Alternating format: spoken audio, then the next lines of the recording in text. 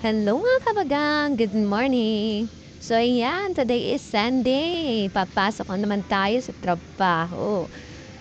Ang iba ay off ngayon, pero tayo papasok sa trabaho. Tapos na kasing ating off kahapon. Tapos na ating mga maliligayang araw. So ayan, biyahe na naman tayo. Everyday routine natin bilang OFW. Ang ating paglalakbay sa araw-araw.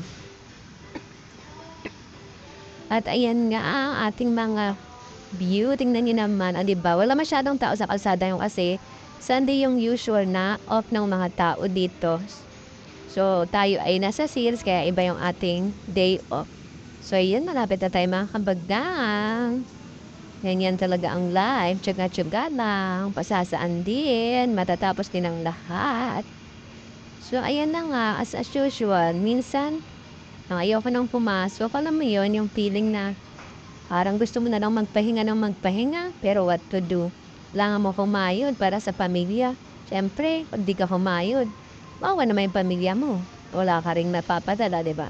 So, ayan, shout out sa lahat ng mga OFW na patuloy lumalaban at nagsusumikap sa ating pang-araw-araw na buhay dito sa abroad. At ayan na nga, nakababa na ang inyong lingkod, o di ba?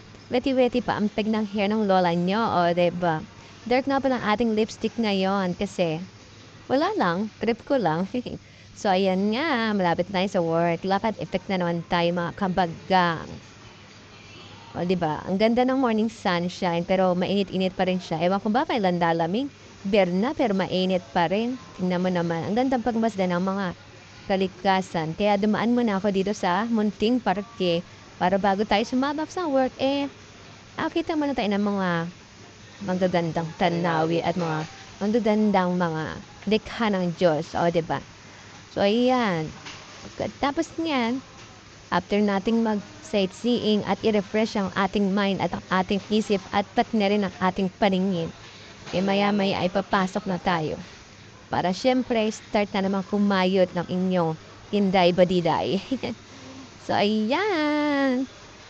Nangyayang puno, natuyo na sa sobrang init.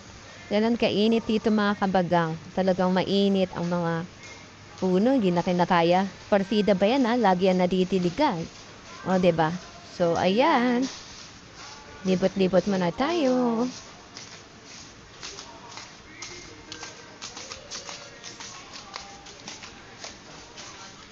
At ayan na nga mga kabagahang, hindi na tayo sa loob. So, siya, kita-kits ulit tayo.